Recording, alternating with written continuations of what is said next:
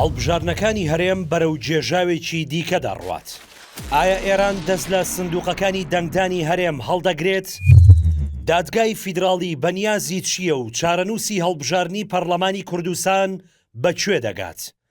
لەم شیکاریەدا زانیاری زۆر گرنگ دەبیستیت.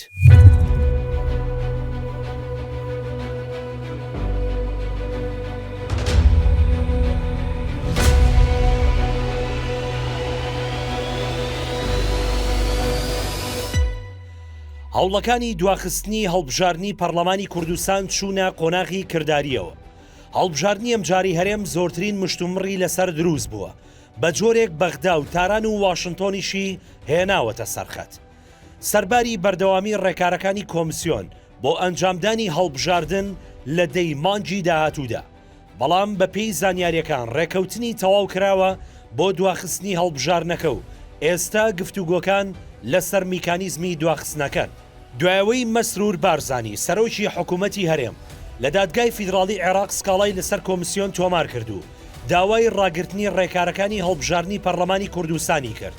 دادگاکە ئەمڕۆ سێشەممە ئەمری وەلایی دەرکرد بۆ ڕاگررتنی کارەکانی کۆمسیۆن بەو پێی سکاڵای لەسەر تۆمار کراوە. دوێنێش هەریەکە لە باڵیۆزی ئەمریکا لە عێراق و نێردەی نەتەوە یەکگرتووەکان و سەرۆکی دادگای فیدراڵی کۆبوونەوە و باسییان لەوە کردبوو کە دەبێت هەڵبژارنی پەرلەمانی کوردستان بە بەشداری چالاکانی سەرجەملایەنەکان بێت.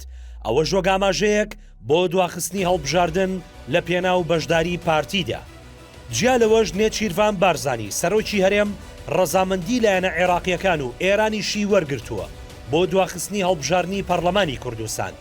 سەرچاوەیەکی ئاگاداریش بە تیواری وت بەڵێن و دڵنیایی وەرگیراوە لەوەی کە دادگای فیدراڵی بڕیاری دیکە دژی دواخستنی هەڵبژاردن یان هەر بڕیارێکی دیکە دژی دامەزراوەکانی هەرێم دەرناکات. تیوار ئەوەشی زانیوە کە ئێران لە پێناو ئاسایشی سنوورەکانی دەست لە سندوقەکانی دەنگدانی هەرێم هەڵناگرێت. وا بڕیارە نێچیروان بارزانی سەرۆکی هەرێمیش مەرسومی دواخستنی هەڵبژاردن دەرنەکات تا بڕیاری دادگای فیدراڵی دەردەچێت و وتوێتی ئامادە نیە مەرسومێکی دیکە دەربکات تا ڕێکەوتنی سیاسی نەکرێت و گرفتە یاساییەکانیش لەلایەن دادگاوە چارەسەر نەکرێت. ئێستا هەڵبژارنی پەرلەمانی کوردستان لە بەردەم دوو سیناریۆدایە کە پێناچێت هیچ کام لەو سیناریۆیانە بۆ ئەنجامدانی هەڵبژاردن بێت لە دەی شەشدا. هەرچەندە تەنها چەند ڕۆژێکی ماوە بۆ دەستپێکی بانگەشەی هەڵبژاردن و یەکێتیش کاندیدەکانی بانگێش کردووە بۆ ڕاهێنان لەسەر بانگەشەی هەڵبژاردن. بەڵام تیوار زانیوێتی هیچ کام لەوانە بۆ ئەنجامدانی هەڵبژاردن نییە لە مانگی شەشدا و یەکێتی و حیزبەکانی دیکەش دەزانن هەڵبژاردنەکە ناکرێت. یەکلای بوونەوەشی لەسەر کات وەستاوە کە ئەویش ئەم چەند ڕۆژە تا هەفتەی داهاتوو یەکلایی دەبێتەوە. سیناروی یەکەم دواخستنی هەڵبژاردنە بۆ مانگی دەی ئەمساڵ واتە بۆ 4 مانگ دوا بخرێت. بەڵام جێبەجێکردنی مەرجەکانی پارتی و بەسەرچوونی ماوەی کۆمسیۆن دوو ئاڵنگاری گەورن لە بەردەم ئەنجامدانی لەو کاتەدا کە چارەسەریان قورسە. لەلایەک دەبێت لایەنەکانی دیکە ڕازی بن بە جێبەجێکردنی داواکاریەکانی پارتی و دەرچەی یاسایی بدۆزرێتەوە.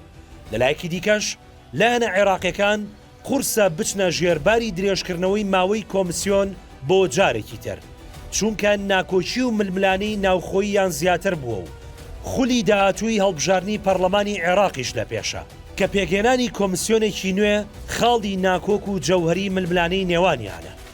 سیناروی دووەمیش ئەوەیە هەڵبژاردن بۆ مانگی ئۆکتۆبەری ساڵی داهاتوو دوا بخرێت و لەگەڵ هەڵبژاردنی پەرلەمانی عێراقدا بکرێت. بۆ ئەم سیناریۆیەش هەمکات لە بەردەستدا دەبێت بۆ چارەسەری کێشەکان و جێبەجێکردنی تێبینیەکانی پارتی و ڕازیکردنی لایەنەکانی تر. هەم ئەو کات کۆمسیۆنێکی نوێ پێک دەهێنرێت بۆ بەڕێوەبردنی هەڵبژاردنەکانی عێراق. بەم پێش بێت دواخستنی هەڵبژاردنی پەرلەمانی کوردستان بۆ ساڵی داهاتوو ئەگەرێکی بەهێز و کراوەیە.